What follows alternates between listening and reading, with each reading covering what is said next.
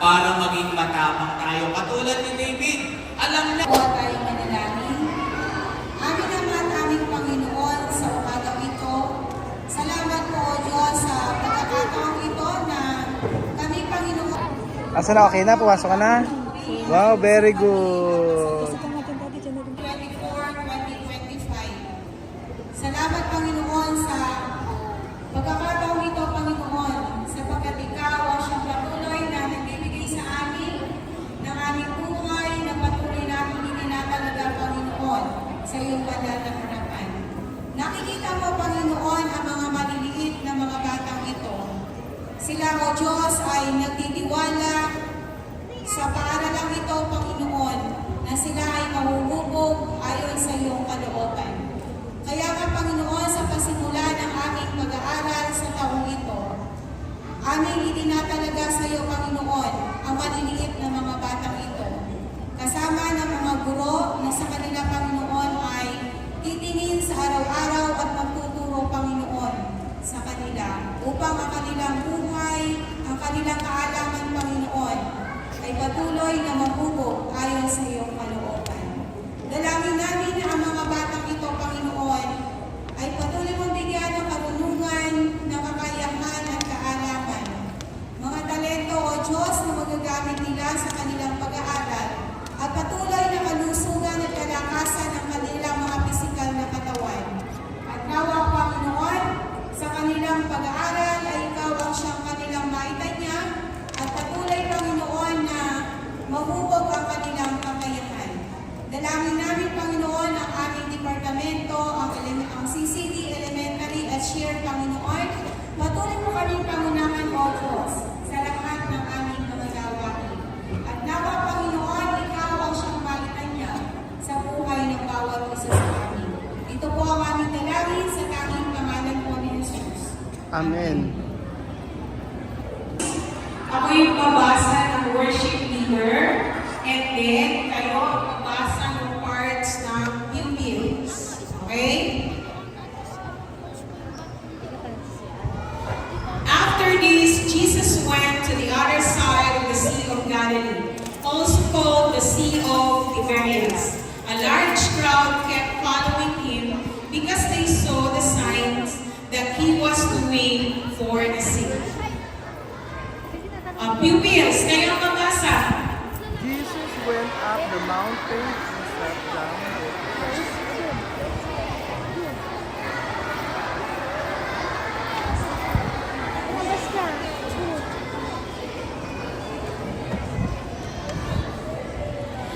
When he looked up and saw a large crowd coming toward him, Jesus said to Philip, Where are we to buy bread for these people to eat? He said this to test him, for he himself knew that he was going to do. Philip answered him, 200 denarii would not buy enough bread for each of them to get a little. One of his disciples, Andrew, Simon, Peter's brother, said to him, There is a boy here who has 5 barley loaves and 2 fish, but what are they among so many people? Jesus said, Make the people sit down. Now there was a great deal of grass in the place, so they sat down, about 5,000 in all. Then Jesus took, lahat na tayo mga anak, then Jesus took the loaves, and when he had given thanks, he distributed them to those who were seated, so also the fish, as much as they want. Sige. Hello! Hi! Kapindi mo na, ang taas. Huwag naman. Okay? Sige mga anak, alam niyo, itong kanta na to, ay favorite ko to nung ako ay bata din. So gusto kong kantahin para sa inyo. Pasensya na kayo kung medyo magkakamali kasi biglaan ko lahat ito.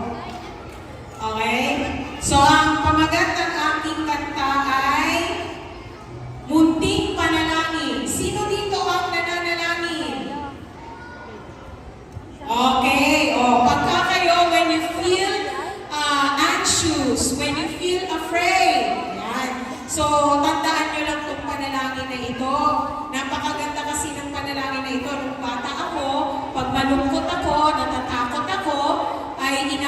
ko itong awit na ito.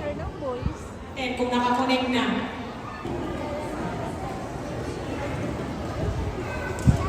Alimaw.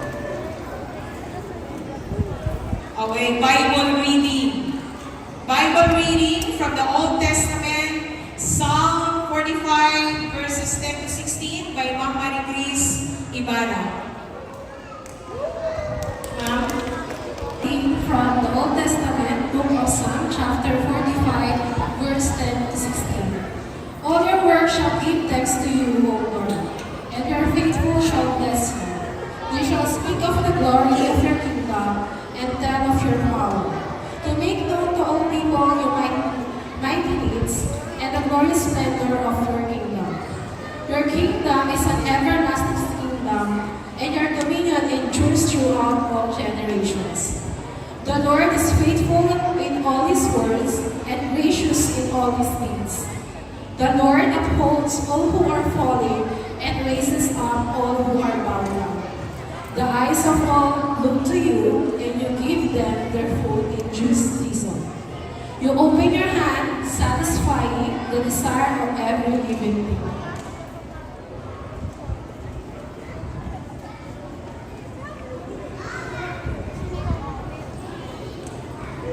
Verses 40 to 21.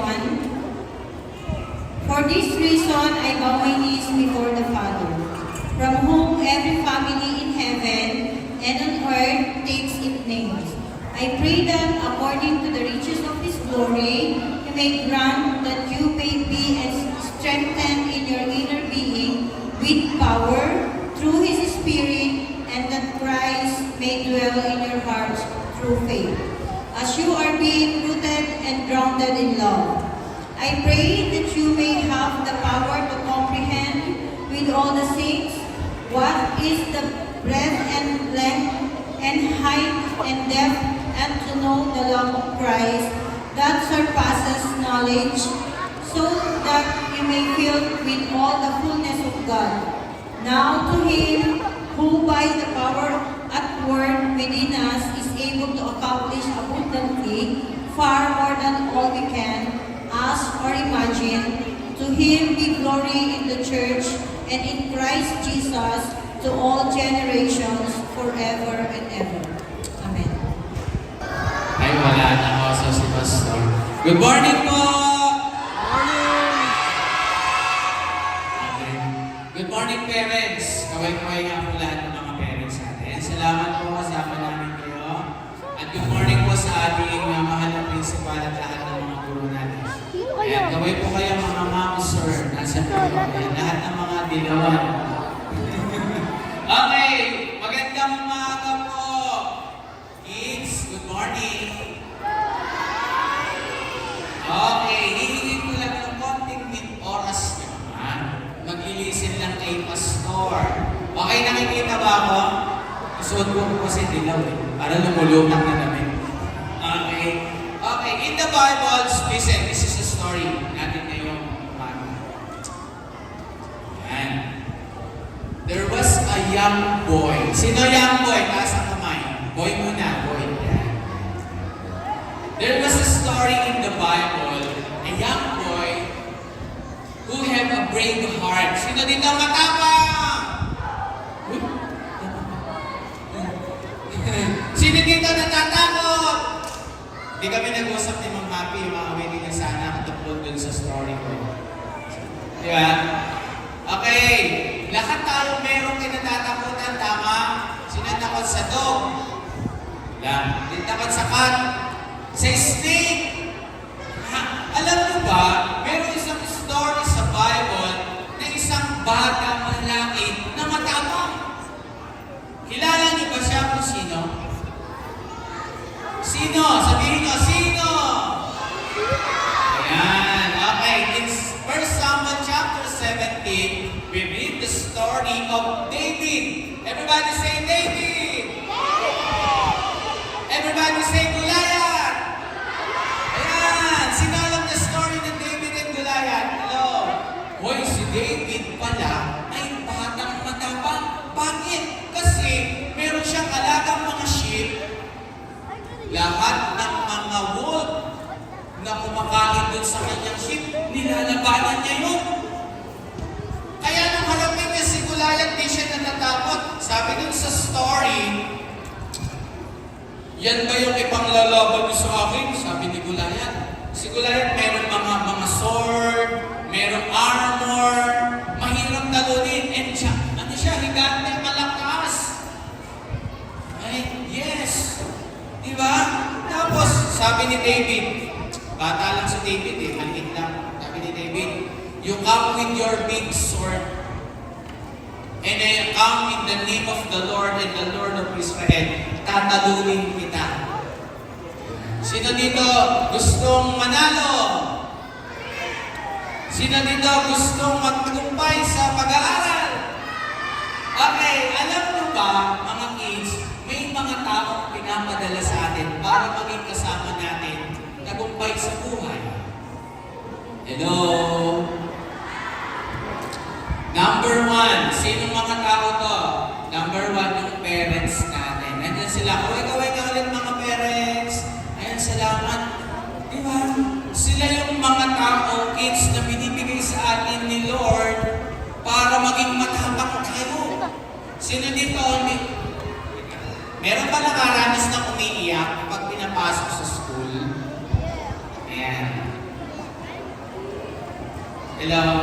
Sino iiyak dito pag iniwan ng mami? Sa classroom? Wala, matapang kayo. Ayan, di ba? Sino dito? Gusto nakikita yung nakasilip lang yung mami sa pinto. Lalakas na yung loob niya. Hello, di ba mga karanasan natin, parents? May mga anak tayo na ayaw magpaiwan. Lalo na first day of class. Diba? Gusto natin, o kaya naman, ito masakit, hindi pa awat yung parents. Diba? Ganun. So I have a 4 years old son, ano po, was enrolled in nursery. In-enroll namin ng summer last month. Makita namin yung kahandaan ng bata. Ayaw magpaiwan sa mami. Ano, umiiyak? Akala namin brave na, okay na. Kasi 1 week, nagpapaiwan. Naku, the following week, ito na po, hindi na. So yun. Kaya kids, yung mga mami at daddy, binigay yan ni Lord sa inyo. Sino dito? Laging kinikiss si mami at daddy. Sino dito nagte-thank you kay mami at daddy? Thank you po kasi po piniprepare niyo yung food namin. Thank you po kasi piniprepare niyo yung damit bago pumasok. Okay, pinaplansya, nilalaban ni mami at daddy. Okay. Yung po bang washing machine ng mami at daddy pang lalaki? Okay, di ba? Mga kids, yun. Para maging matapang tayo, isa sa mga binibigay ni Lord sa atin yung parents natin. Okay ba yan? Naiintindihan? Pangalawa, meron pang mga tao na binibigay sa atin. Dito sa school, si teacher yun. Yan. Si teacher yun. Binibigay sa atin para magkaroon tayo ng lakas na loob na harapin natin ang bawat araw, gagayanin tayo, gagabayan tayo, para matuto tayo sa lahat ng lesson na tinuturo nila.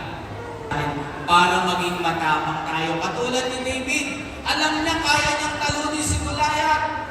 Kaya nung nagharap na sila, inihanda na ni David yung kanyang sling, yung tirador, nilagyan niya ng bato, pinaikot, sinugod si Goliath at tinamaan sa noo. Natalo na si Goliath. Ayan. So kayo din mga kids, pwede kayong maging matapang sa pamagitan ni mommy, ni daddy, ni teacher na maghuhubog sa inyo, mag-guide sa inyo para tumuhin ang tagumpay ng inyong buhay. Palakpakan na natin si Jesus. Ayan. Okay. Palakpakan. Ayan. Palakpakan din natin si teacher. Ayan. Okay. So yan lagi. Él ha dicho, Jesús mandar madre como tú para cuidar los niños, para preparar de comida, para dar a todos cosas, bañar, así. Después Dios también mandar a maestra para enseñar. Para enseñar. Por eso, todos los niños hablar gracias para madre. También hablar gracias para maestra. Porque todo enseñar y también cuidar. Así.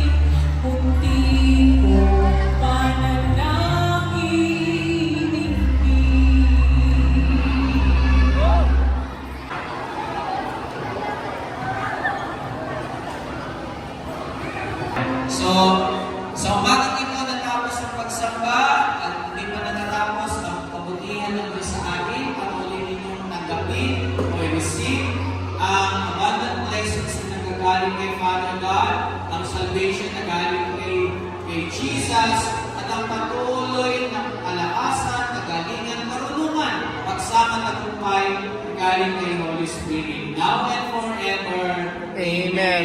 And amen. Alima, si Alima, meron ng friend. Tingnan mo. Meron ng friend si Alima. Naka-holding hands pa si Alima. Sabi! There's si Misma. Misma!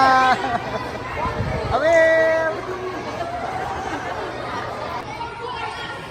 Dios nace una persona y lo manda que tenemos dos padres en la vida en el mundo. Hay padres que son tutores tuyos, también hay otros tutores que son los maestros. Por eso en casa tienes a tu padre y a tu madre, te educan. Después segundo padre que son los profesores, los maestros. Sí. Pero la educación de los maestros es lo más. Porque pasas mucho tiempo con ellos, desde la mañana hasta por la tarde. Sí. Más tiempo con los maestros que tus propios padres. Por eso estas dos educaciones, si lo llevas, vas a ser una buena persona en el mundo. So, sabi ni Tia Mami, dalawa daw ang binigay ng Lord na mag-aalaga o magpoprotekta sa kanyang sa mga bata. So yung nanay sa bahay at saka yung mga teacher. Pero yung mas ano daw yung mga teacher kasi yung maghapon magkasama yung teacher at saka yung estudyante. So ito ay ginagawa ng mga teacher para mas maging maganda ang kinabukasan ng mga bata. Yun ang aking pagkakaunawa, mga amigo. So ako naman po kanina, sa turo kanina ni Pastor, sabing gano'n ay ang Diyos ay ibinigay tayo mga magulang ay tayo mga magulang ay tayo magpoprotekta at mag-aalaga sa mga bata. So kanina parang sa akin ganoon pala yung level na ginagawa ko kasi hindi lang 2 anak kundi 5 plus 5 pa na mga bata yung aking ihuhubog para sa magkaroon ng magandang future at kasama po yung tayo na mag-guide at aayusin po kung ano po ang pwedeng ayusin sa kanilang buhay. So, ayun po mga amigo, salamat po sa pag-video na to at God bless po. Gracias. Bye.